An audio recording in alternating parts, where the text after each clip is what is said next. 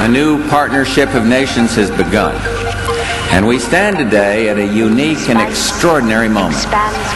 The crisis in the Persian Gulf, as grave as it is, also offers a rare opportunity to move toward an historic period of cooperation.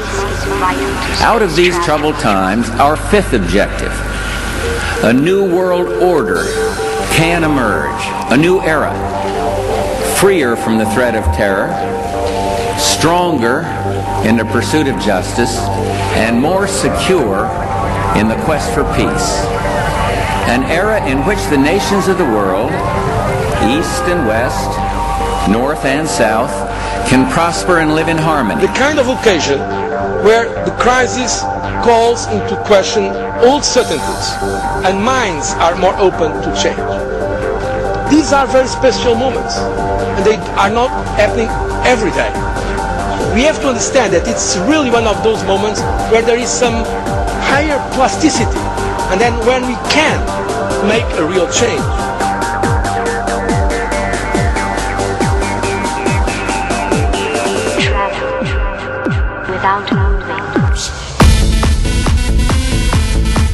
We have before us the opportunity to forge for ourselves and for future generations a new world order, a world where the rule of law, not the law of the jungle, governs the conduct of nations. When we are successful, and we will be, we have a real chance at this new world order, an order in which a credible United Nations can use its peacekeeping role to fulfill the promise and vision of the UN's founders.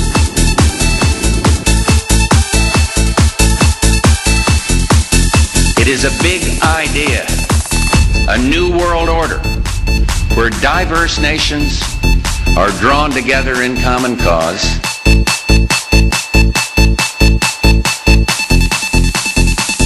Dance with me.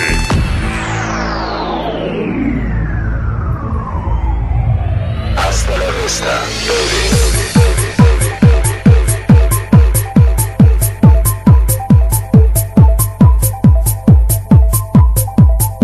Now we can see a new world coming into view. A world in which there is the very real prospect of a new world order.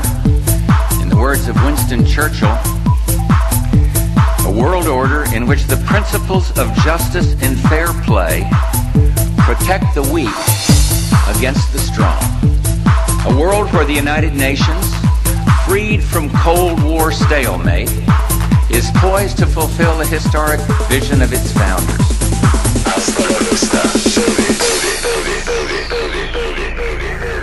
But the burdens of global citizenship continue to bind us together. A change of leadership in Washington will not lift this burden.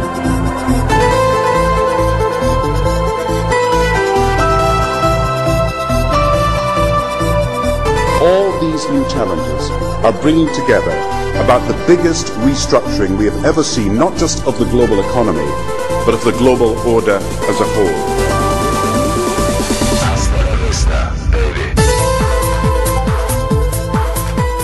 In 1990, another old world ended, dominated by the Cold War, and people talked then, in 1990, of a new world order.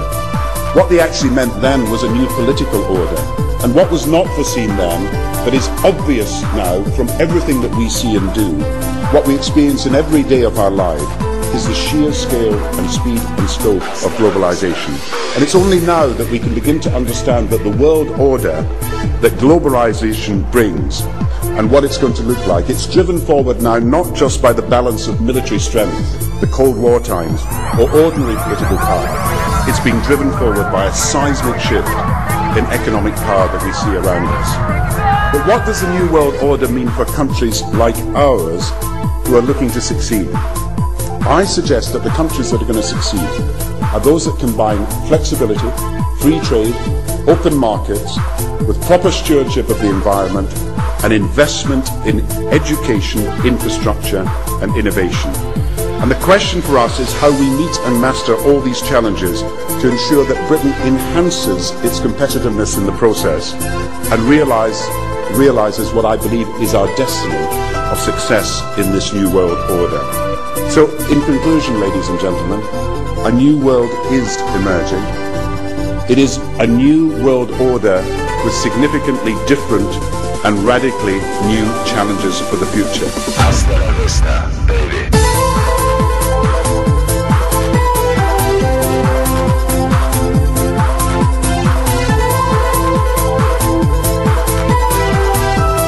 The global financial crisis we're all suffering represents not just a problem, but an opportunity.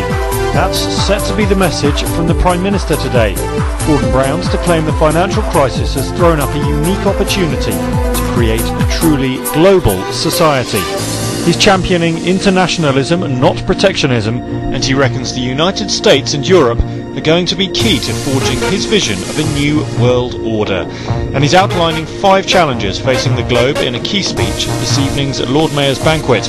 They're the economy, of course, but also terrorism and extremism, climate change, conflict and ways to rebuild states after war, and poverty and disease. Gordon Brown will today call on fellow world leaders to seize the opportunity created by the worldwide economic crisis to create a truly global society. The Prime Minister will use a high-profile speech in the City of London to say that Britain, the US and Europe should join together to create a new, stronger and more just world order. Now is the time to build new bridges across the globe as strong as the one that binds us across the Atlantic. Now is the time to join together through constant cooperation and strong institutions and shared sacrifice and a global commitment to progress to meet the challenges of the 21st century. It was this spirit that led airlift planes to appear in the sky above our heads and people to assemble where we stand today. This is the moment when our nation and all nations will summon that spirit anew.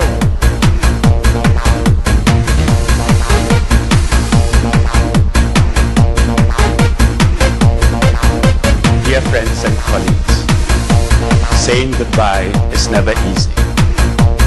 I have spent most of my life working with the United Nations. If we could create NATO to face down the Soviet Union, we can join in a new and global partnership.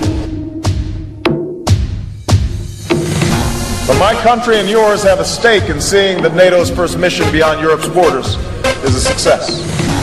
It has been an extraordinary privilege to serve as Secretary General these last 10 years.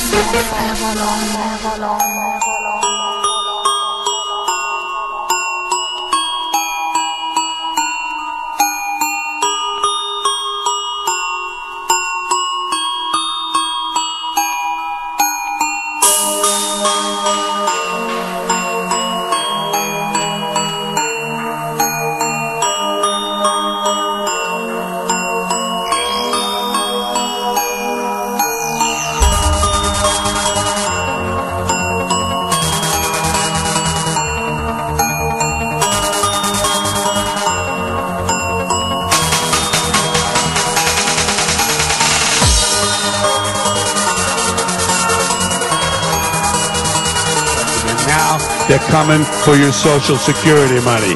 They want your fucking retirement money. They want it back so they can give it to their criminal friends on Wall Street. And you know something? They'll get it. They'll get it all from you sooner or later because they own this fucking place.